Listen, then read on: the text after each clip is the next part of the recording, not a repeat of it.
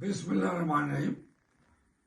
میں chairman Bilawal Bhutto Zardari international forum, صدر Pakistan press club Austria professor Malik Shaukat Awan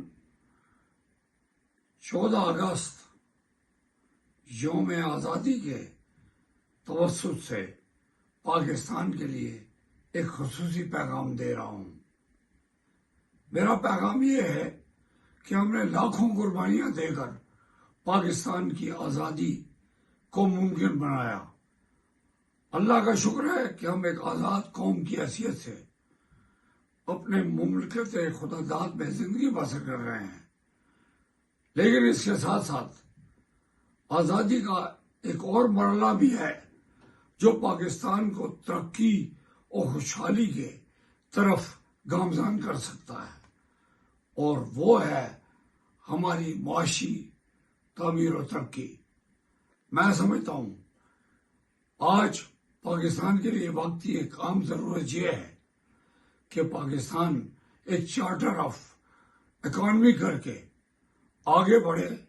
سب سیاسی پارٹیاں، ہماری قوم کے مکاتیب افکار سے تعلق رکھنے والے لوگ اور ہماری پاک افواج ایک پلیٹ فارم پر جمع ہو کے پاکستان کی آزادی کے بعد کے مرحلے کے لیے، یعنی اس کی ترقی و خوشحالی کے لیے گامزن ہوں، کیونکہ اس وقت پاکستان کو معاشی بہبود و ترقی کی جتنی ضرورت ہے اس سے پہلے کبھی پیش نہیں آئی۔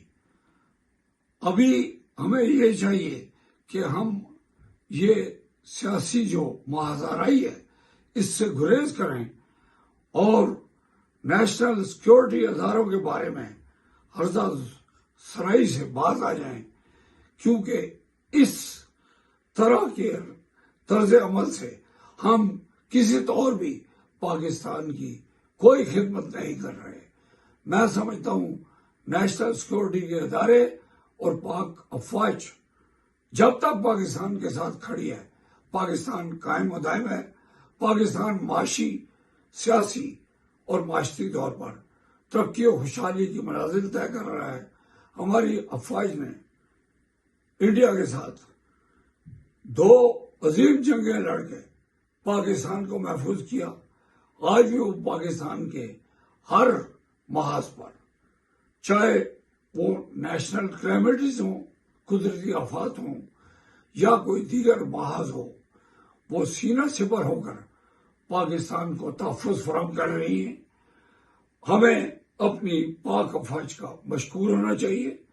آزادی کے اس دن کے توسط سے میرا پیغام یہی ہے کہ ہم ایک ہیں۔ ہماری افواج، پاکستانی قوم اور پاکستان کے سب دیگر ادارے، خصوصاً نیشنل سیکورٹی کے ادارے، ایک پلیٹ فارم پر کھڑے ہو کر آج بھی پاکستان کی بہبود و ترقی کے لیے وہ کارنامے انجام دے رہے ہیں جو پاکستان کو خوشحالی کی طرف لے جائیں گے، اور پاکستان انشاءاللہ عظیم ایک ترقی یافتہ قوم کی صف میں کھڑا ہو کر دنیا کو یہ بتائے گا کہ پاکستانی قوم میں کتنا پوٹینشل ہے، ہمارے نیشنل قومی اداروں اور پاک افواج کی اہلیت اور اہمیت کیا ہے۔ میں سمجھتا ہوں ہم قائم رہیں گے، پاکستانی فوجی ادارے بھی قائم رہیں گے، پاکستان بھی قائم رہے گا، کیونکہ پاکستان کے لیے ان سب کا ایک پلیٹ فارم پر جمع ہو کر پاکستان کی تعمیر و ترقی کے لیے کام کرنا ہی پاکستان کی خوشحالی کی ضمانت ہے۔ پاکستان پائندہ باد، پاکستانی افواج زندہ باد۔